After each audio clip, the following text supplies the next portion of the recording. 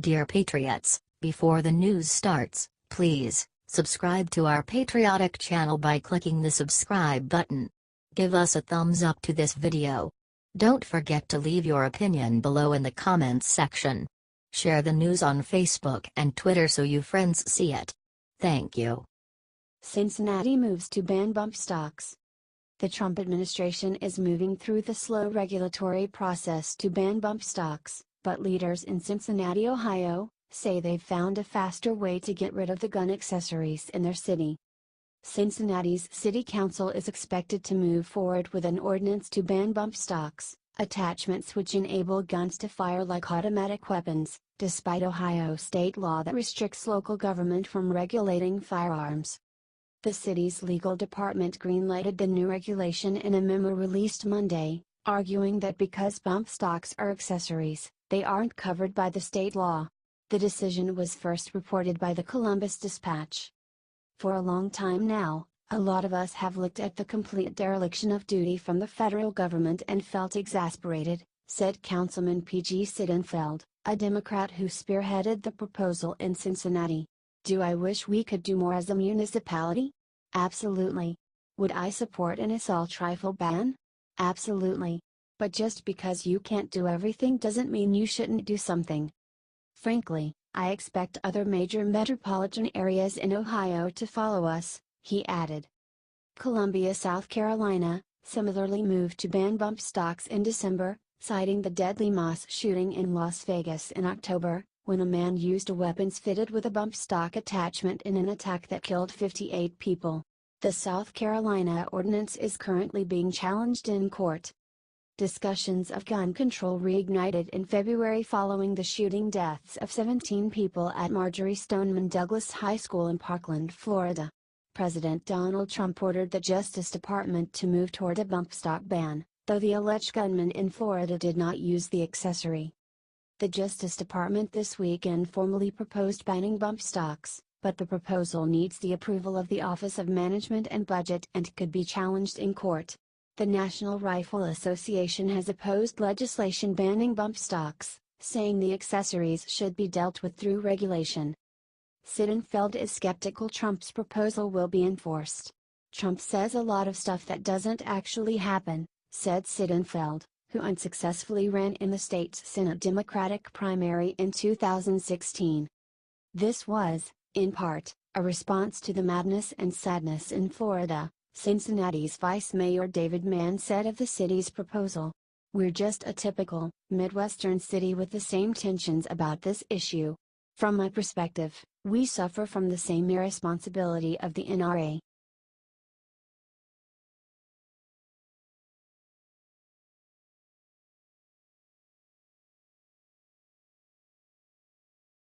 Tillerson blasts Russia over alleged nerve agent attack in UK.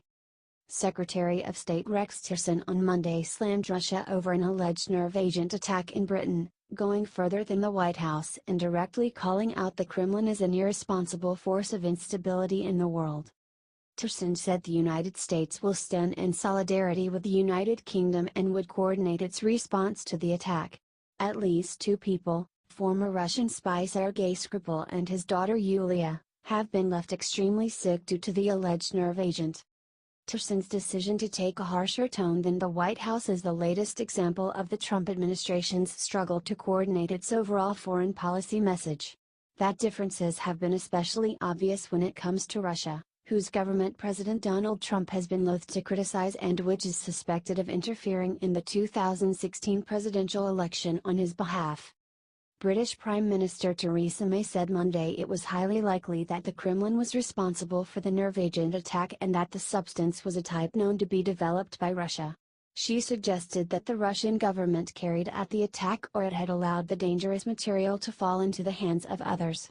She demanded that Russian President Vladimir Putin explain how the military-grade substance ended up on UK soil. The Russian government has denied the allegations. White House Press Secretary Sarah Huckabee Sanders offered the Trump administration's fullest condemnation on Monday, but she did not go as far as May in assigning blame to Russia. In remarks to reporters while traveling in Africa, Tillerson said the attack was a really egregious act. At that point, The secretary said it was not clear whether the Russian government itself was behind the attack or whether it was a non-state actor. It was almost beyond comprehension that a state actor would take such a step given that it could potentially harm many people, Tillerson said. But in a statement issued later in the day, Tillerson said the United States has full confidence in the British assessment that Russia was likely responsible. There is never a justification for this type of attack, the attempted murder of a private citizen on the soil of a sovereign nation, and we are outraged that Russia appears to have again engaged in such behavior, Tillerson said in the statement. From Ukraine to Syria, and now the UK, Russia continues to be an irresponsible force of instability in the world, acting with open disregard for the sovereignty of other states and the life of their citizens. He added, "We agree that those responsible, both those who committed the crime and those who ordered it, must face appropriately serious consequences. We stand in solidarity with our allies in the United Kingdom and will continue to coordinate closely our responses." Trump has struck a notably softer tone than Tillerson when it comes to Russia. He has dismissed the U.S. intelligence community's assessment that Russia interfered in the 2016 campaign to help him win, and he has repeatedly talked about the need to find common ground with Putin. His administration also has held back on imposing sanctions passed into law by Congress. While Tillerson has tried to patch up fraying ties with Russia, he nonetheless has been more vocal than the president in criticizing some of Russia's actions overseas, including its aggression in Ukraine and its role in the Syrian conflict. In comments while in Africa, Tillerson, a former ExxonMobil CEO who knows Putin well, said he'd become extremely concerned about Russia and acknowledged that the past year's worth of attempts to improve the relationship with Moscow didn't get very far. Instead, what we've seen is a pivot on their part to be more aggressive, Tillerson said. And this is very, very concerning to me and others, that there seems to be a certain unleashing of activity that we don't fully understand what the objective behind that is. Skripal had reportedly acted as an informant for British intelligence. The attack on him and his daughter is believed to have occurred March 4 and possibly exposed any number of other people to danger in the city of Salisbury. May faces pressure to take substantive action against Russia. When she was the Home Secretary, she resisted an open inquiry into the fatal poisoning in 2006 of another ex-Russian spy, Alexander Litvinenko.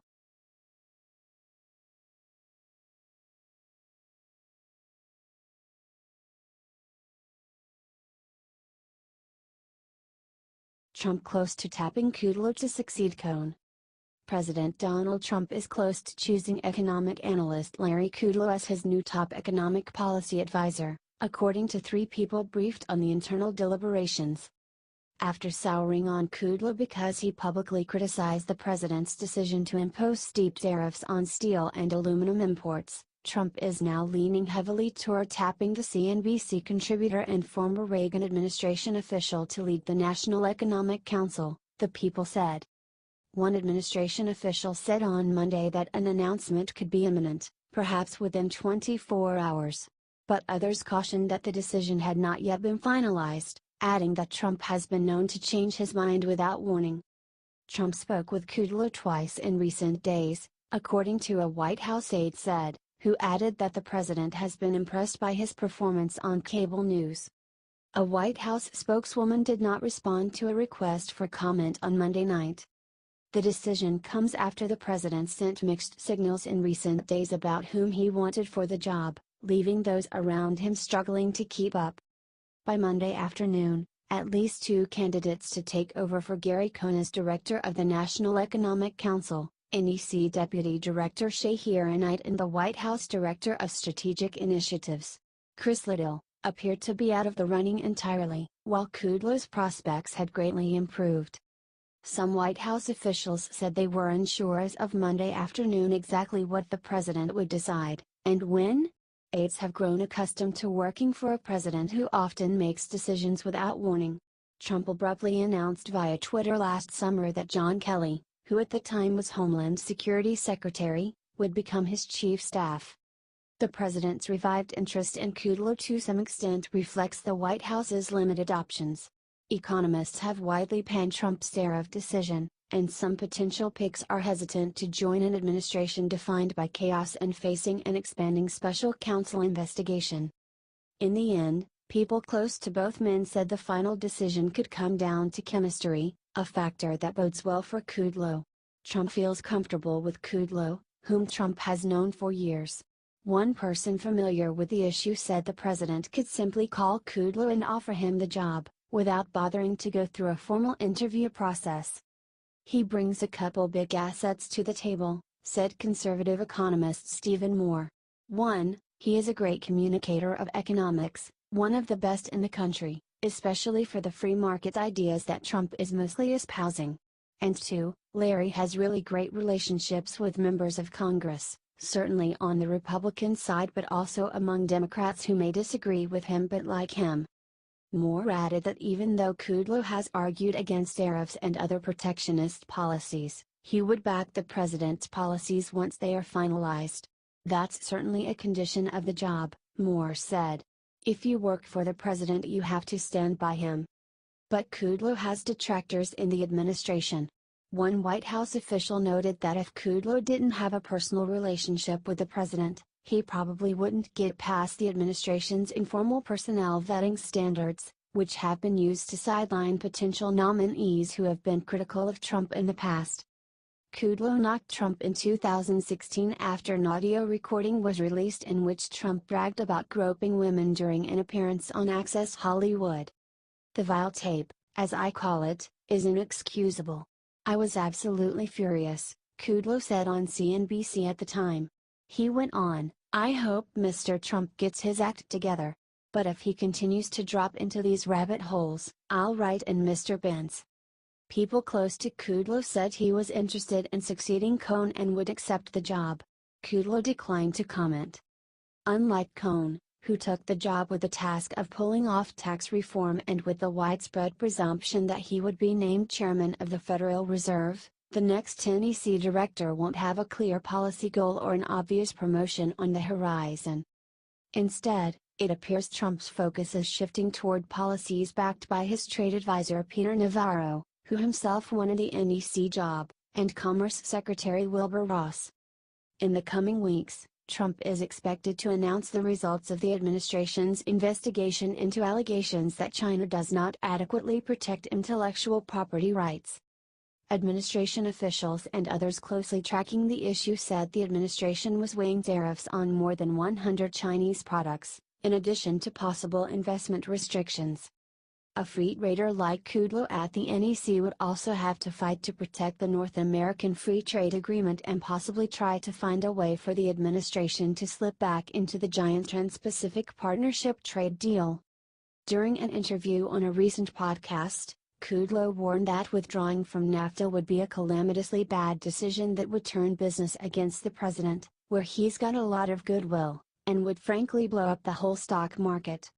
But NEC staffers have made it clear that they would revolt, and even quit, if Trump taps White House trade advisor Peter Navarro, an avowed trade hawk who has clashed with Cohn, for the job. And Navarro is no longer considered a top candidate. Cohn announced his resignation last Tuesday amid the fight over the steel and aluminum tariffs. He was supportive of promoting Knight, a former lobbyist who played a central role in writing Trump's tax plan, but she has since told friends she's not interested in the job and may leave White House altogether in the coming months. Cohn has also been supportive of Kudlow's getting the job. Aides said on Monday that Liddell, a White House aide and ally of Trump's son-in-law Jared Kushner, was no longer a leading candidate for the position, even though the president was eyeing him for the role as recently as this past weekend. His standing fell rapidly after the Wall Street Journal published a scathing editorial about him on Sunday. Liddell's candidacy was also poorly received by some inside the administration who feared that he wouldn't be a formidable enough foil for Navarro. He's just a wild card, one senior administration official said of Liddell. I really don't know what to expect.